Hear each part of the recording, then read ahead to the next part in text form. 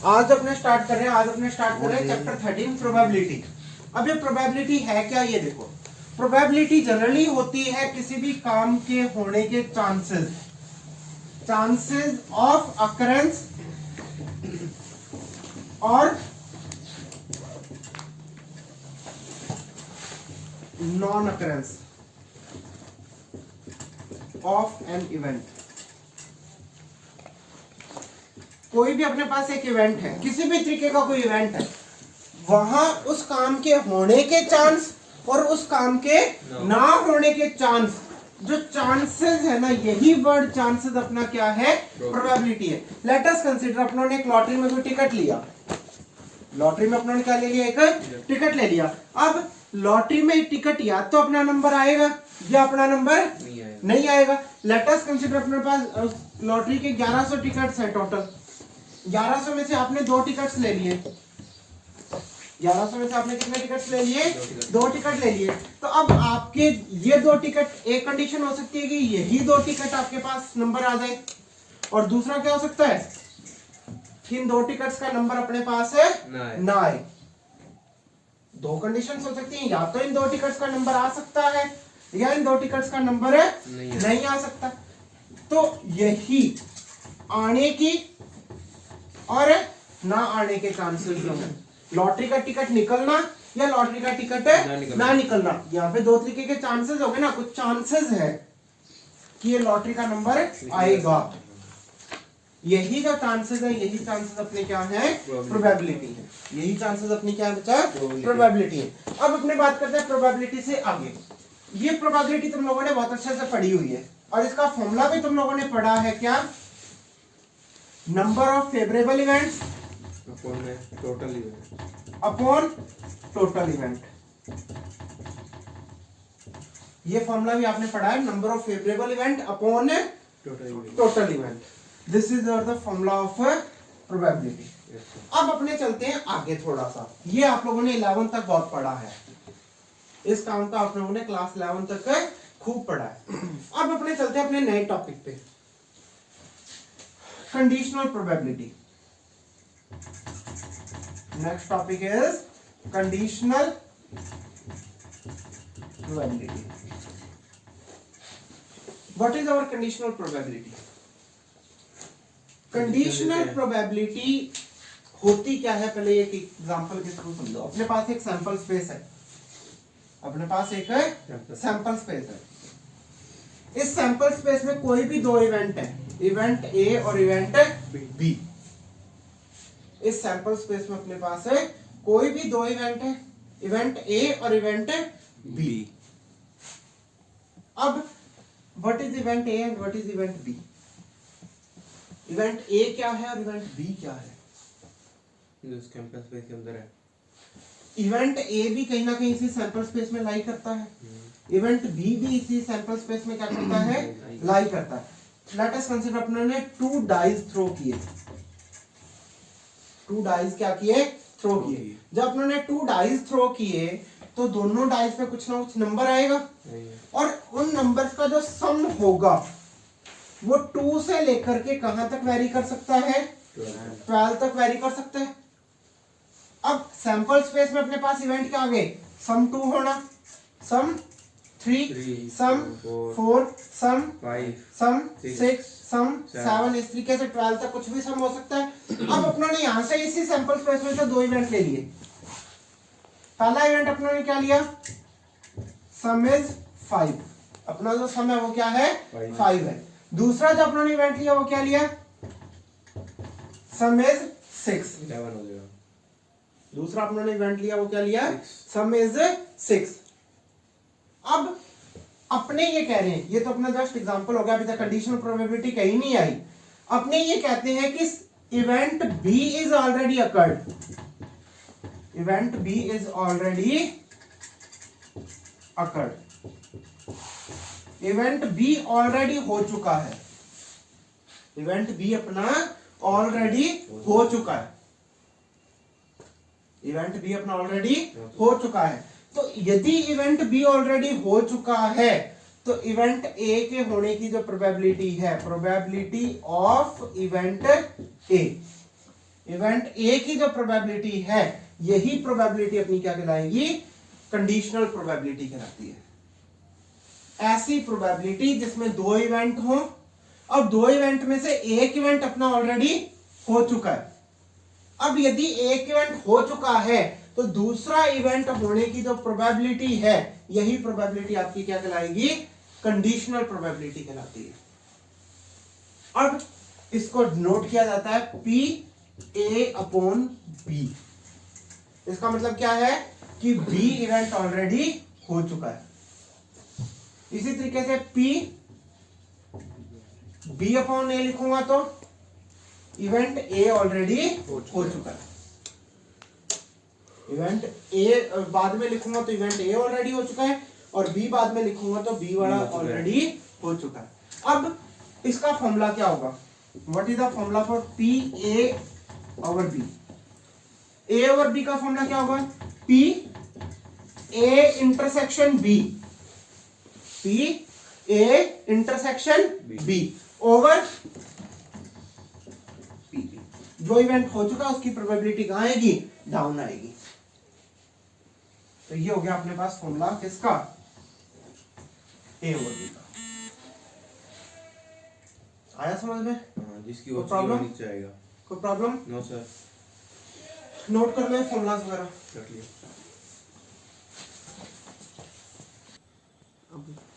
Properties of conditional probability. Conditional probability की properties क्या है? पहली प्रॉपर्टी वही है कि यदि अपने किसी भी इवेंट को सैंपल स्पेस के रिस्पेक्ट में देख रहे हैं, अपने पास दो इवेंट है, सैंपल स्पेस का जो एफ इवेंट वही ऐसे अपने पास वही सैंपल स्पेस है, इसमें दो इवेंट है, इवेंट ई और इवेंट एफ। अब एफ एक ऐसा इवेंट है जो ऑलरेडी हो चुका है, एफ एक ऐसा इवेंट है जो ऑलरेडी हो चुका है। यदि एफ ऑलरेडी हो चुका है तो सैंपल स्पेस के होने की जो प्रोबेबिलिटी होती है वो ऑलवेज 1 होती है। अब एग्जांपल यदि अपने ये कहें कि भाई वो सम 2 से 12 वाला एग्जांपल था अपने पास, ठीक है, मैं ये कहूंगी सम 5 आ चुका है, सम 5 मेरे पास ऑलरेडी आ चुका है। यदि सम 5 ऑलरेडी आ चुका है तो बाकी 2 से 12 तक आने की, कुछ भी आने की प्रोबेबिलिटी निकालो, 0। 2 से 12 तक दोबारा डाइस फेंका गए, दोनों वापस दोनों डाइस फेंके गए, और वापस जब दोनों डाइस फेंकेंगे तो 2 से 12 में कुछ भी सम आने की प्रोबेबिलिटी बताओ। तो 2 से 12 में कोई ना कोई तो नंबर आएगा ही वापस, चाहे वो 2 आए, चाहे वो 3 आए, चाहे वो 4 आए, कुछ तो आएगा ना। ऐसा तो नहीं कि 12 से ऊपर चला जाएगा या 2 से नीचे रह जाएगा, ऐसा तो कुछ नहीं होगा। तो टोटल सारा सैंपल स्पेस होने की यदि वो प्रोबेबिलिटी मांगे तो पूरा सैंपल स्पेस होने की प्रोबेबिलिटी अपने पास ऑलवेज क्या होती है, 1 होती है। अब सैंपल स्पेस वही 100% वाला केस आ गया, पूरा सैंपल स्पेस होना है। अब सैंपल स्पेस में से कुछ तो होगा ही ना। सैंपल स्पेस है क्या, एक ऐसा सेट जो सारे के सारे इवेंट्स को कलेक्शन है। तो जैसे सम ऑफ 5 है 1 अपॉन 10 हो गया। हाँ, चलो सेकंड प्रॉपर्टी लिखो इसकी, राइट डाउन सेकंड प्रॉपर्टी। वही सैंपल स्पेस है, दो इवेंट है, इवेंट ए और बी। तो बी तो वापस वही क्या है, ऑलरेडी अकर्ड है। यदि बी ऑलरेडी अकर्ड है तो प्रोबेबिलिटी ऑफ ए के होने की प्रोबेबिलिटी प्लस ए के ना होने की प्रोबेबिलिटी, ए के होने की प्रोबेबिलिटी प्लस ए के ना होने की प्रोबेबिलिटी क्या होगी, 1 होगी। ऊपर वाले में बी अकर्ड था, हाँ एसएफ वाले में, हाँ, इवेंट ए के होने की प्रोबेबिलिटी प्लस इवेंट ए के ना होने की प्रोबेबिलिटी अपने पास क्या होगी, 1 होगी।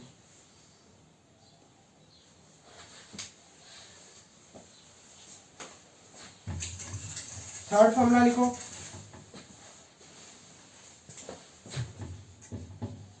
ए intersection B over F is equal to क्या होता है, P A over F plus P B over F plus P A union B over, ये क्या है, ये कहता है कि अपने पास सैंपल स्पेस है, सैंपल स्पेस में अब 3 इवेंट है, एक इवेंट ए है, दूसरा इवेंट बी है, तीसरा इवेंट एफ है।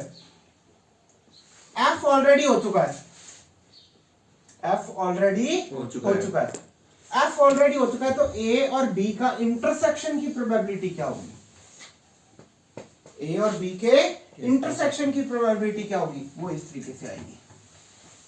ये फॉर्मूला है उसका, ए की प्रोबेबिलिटी एफ के रिस्पेक्ट में, बी की प्रोबेबिलिटी एफ के रिस्पेक्ट में, माइनस यूनियन की प्रोबेबिलिटी एफ के रिस्पेक्ट में। Is it clear? तो प्रॉब्लम, चलो नेक्स्ट लिख ली प्रॉपर्टीज तीनों। एक मिनट अब निकालो 13.1।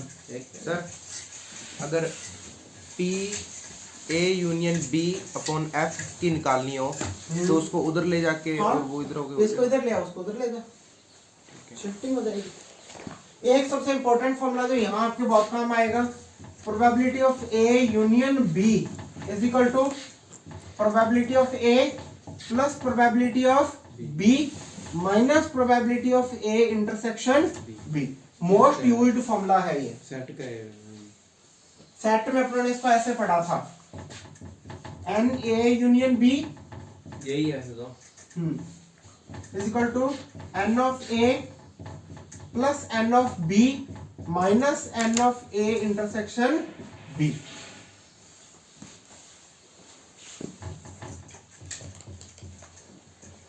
क्वेश्चन नंबर 1 देखो बेटा, पहले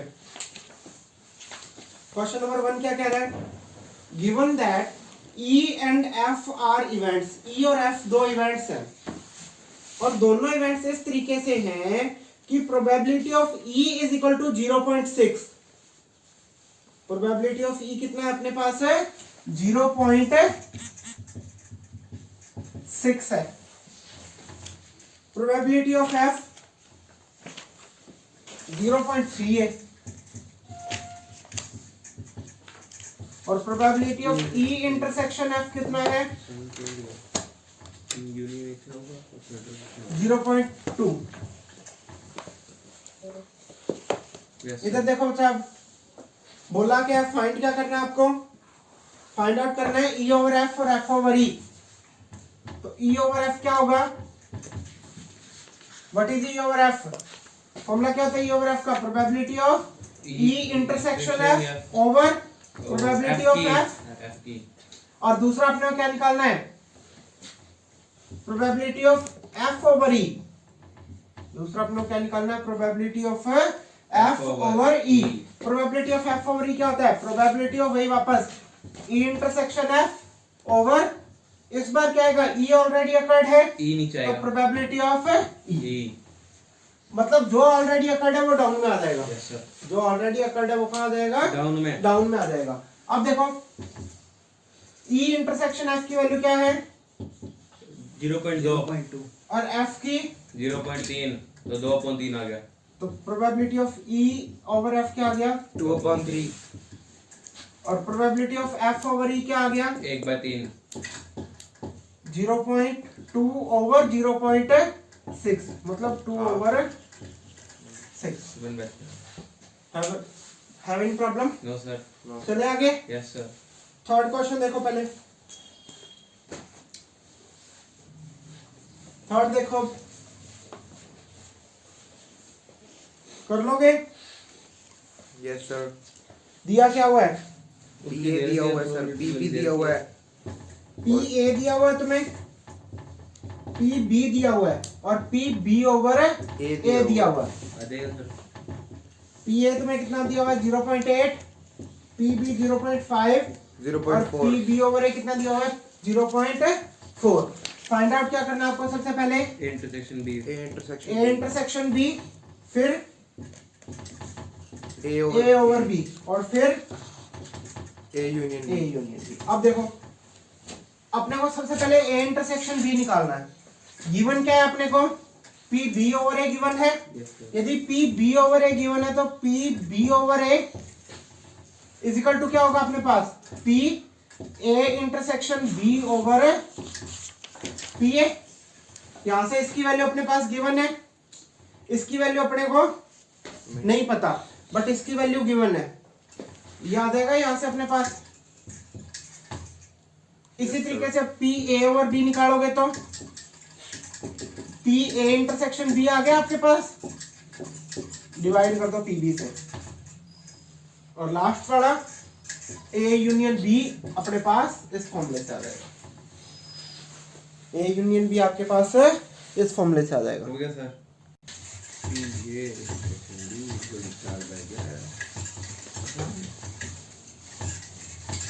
चलो भैया return question number 6। A coin is tossed 3 times। A coin कितनी बार फेंका जाता है? 3 बार फेंका जाता है। Where 6 में अपने पास सबसे पहले क्या किया जाता है? कॉइन टॉस किया जाता है। How many times? 3 bar. 3 3 times। times। यदि कोई भी कॉइन 3 बार फेंका जाएगा यस सर। तो सैंपल स्पेस क्या बनेगा? Head head head head head head tail tail tail या हेड हेड टेल टेल या head tail tail head tail head tail head head head tail tail head tail tail tail head tail tail फिर head tail tail head हाँ फिर T T T 2 3 4 5 6 7 8 पूरे हो गए sir. अब उसने देखो फर्स्ट केस में अपने को ई और एफ दो दिए हुए हैं। अपने को क्या दिए हुए हैं? ई और एफ दो इवेंट दिए हुए हैं क्वेश्चन में नीचे। सर क्या दिया हुआ है देखो, E head on third toss, third तो उसमें हेड आने की problem head on third toss, मतलब अपने तीसरी बार सिक्का उछाला है, जो अपनों ने तीसरी बार सिक्का उछाला है तब हेड आना। तब देखो थर्ड टाइम में हेड कहां पे है? 4 पहला, तीसरा यहाँ पे हेड है, चौथा, यहाँ पे तीसरी बार में हेड है, लास्ट लास्ट वाला। यहाँ पे तीसरी बार में चार, हेड है। yes, ये 4 ही केस है जहाँ पे थर्ड टॉस में हेड है। Yes sir. तो इसके क्या आएंगे केसेस? हेड हेड हेड आएगा, या तो तीसरे टॉस पे हेड कहाँ पे है? Head tail head tail tail head. फिर टेल हेड हेड फिर टेल टेल हेड। ये 4 हो गए। हेड बोल। तो प्रॉब्लम? No sir. चलो एफ देखो इवेंट क्या है? हेड ऑन फर्स्ट 2 टॉसेस, पहले 2 टॉसेस पे हेड, पहले 2 टॉस में हेड। फर्स्ट सेकंड ये रहा केस, सेकंड ये रहा केस। और देखो, नो सर। और कहीं भी आपको पहले दोनों टॉस पे हेड दिख रहा है? No sir. नहीं दिख रहा। हेड ऑन फर्स्ट 2, क्या है केसेस अपने पास? अब हेड हेड हेड और head head tell. Excuse me sir. हाँ जी। सर अपनों ने लिख दिया ऊपर वाले फर्स्ट में 4 आ गए, तो 4/8 अपने ऐसे करके नहीं लिखेंगे? शांति। अब देखो अपने को क्या निकालना है? Probability of E over F निकालना है। Probability of E over F आएगा मतलब probability of E intersection F over probability of word आया समझ में इतनी बात? अब सबसे पहले ई इंटरसेक्शन एफ की प्रोबेबिलिटी निकालो। अच्छा ई इंटरसेक्शन एफ की प्रोबेबिलिटी निकालने के लिए अपने को सबसे पहले ई इंटरसेक्शन एफ निकालना पड़ेगा। ई इंटरसेक्शन एफ निकालना पड़ेगा। ई इंटरसेक्शन एफ का मतलब क्या हुआ? इसके अंदर कितने ई और एफ का कॉमन इवेंट। कॉमन? यस ई सर। इंटरसेक्शन एफ का मतलब क्या हुआ? Common event. ई और एफ का कॉमन इवेंट। एक ही ई और एफ का कॉमन इवेंट क्या है? एच एच एच बस हेड हेड हेड और हेड, बस एक ही है। इन दोनों में कॉमन एक ही आ रहा है, ये वाला। Yes sir. अब देखो प्रोबेबिलिटी ऑफ ई क्या होगी? प्रोबेबिलिटी निकालने का मतलब क्या होता है? प्रोबेबिलिटी निकालने का फॉर्मूला होता है favourable events upon total event. Total event अपने पास कितने हैं? 8 है। फिर ई के फेवर में कितने हैं? 4 है। तो प्रोबेबिलिटी ऑफ ई क्या हो गई? 4/8। इसी तरीके से प्रोबेबिलिटी ऑफ एफ, मतलब एफ के फेवर में कितने हैं? 2/8 2 है तो 2/8, और probability of E intersection F क्या हो गया, E और F के इंटरसेक्शन के फेवर में कितने हैं, 1/8 एक ही है, तो क्या आएगा प्रोबेबिलिटी 1/8।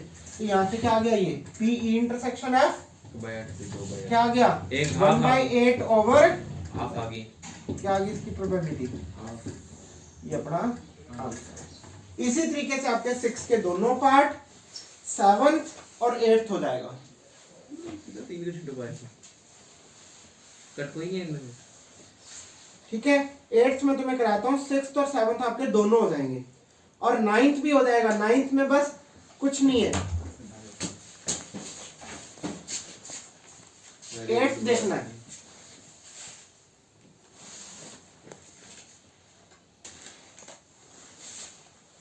चलो इवेंट ही क्या है अपने पास, 8 कॉइन को 8th क्वेश्चन में अपने क्या किया है, एक डाइस को 3 टाइम्स टॉस किया है। जब मैं एक डाइस को 3 बार टॉस करता हूं तो क्या होता है, टोटल नंबर ऑफ इवेंट्स जो होते हैं डाइस के केस में, टोटल नंबर ऑफ इवेंट्स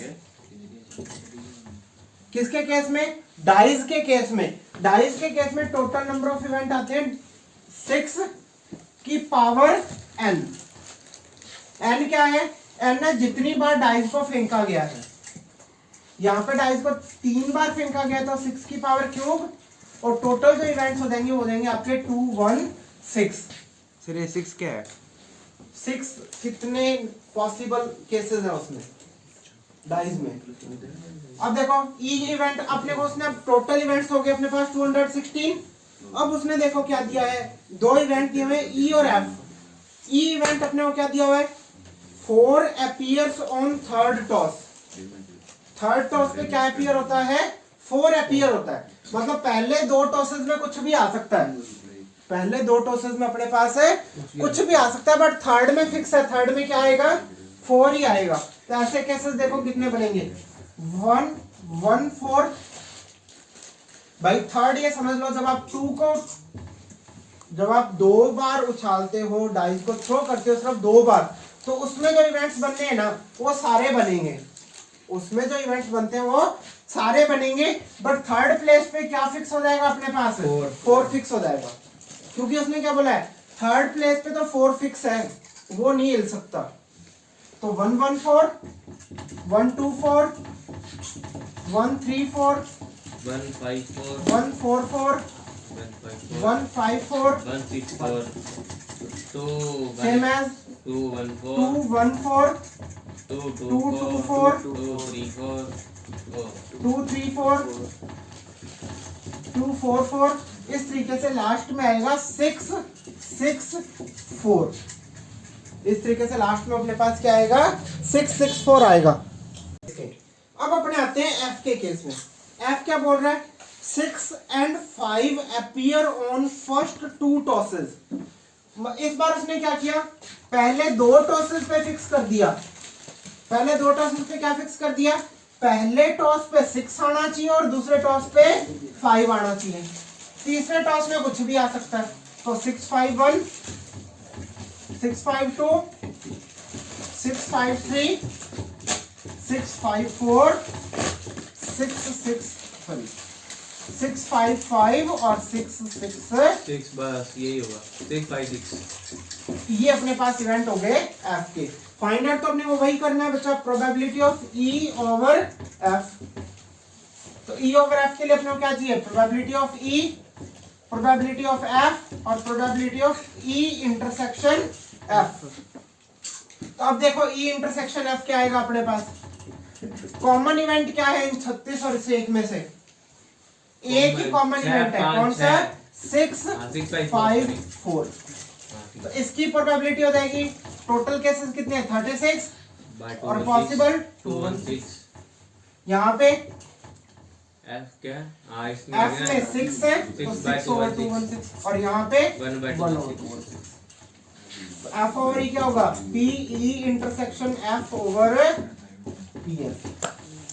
तो 1 ओवर 216 ओवर 6 ओवर 216। तो ये कैंसिल आउट होके बचा 1 by 6। This is your question number 8। अब आपका होमवर्क क्या है कल के लिए, your homework is to be done question number 1 to question number 9। 1 से 9 तक के सारे क्वेश्चन आप लोगों के हो जाने चाहिए एक्सरसाइज 13.1 में। तो प्रॉब्लम आए तो मेरे को डायरेक्ट कांटेक्ट कर लीजिएगा। Thank you guys.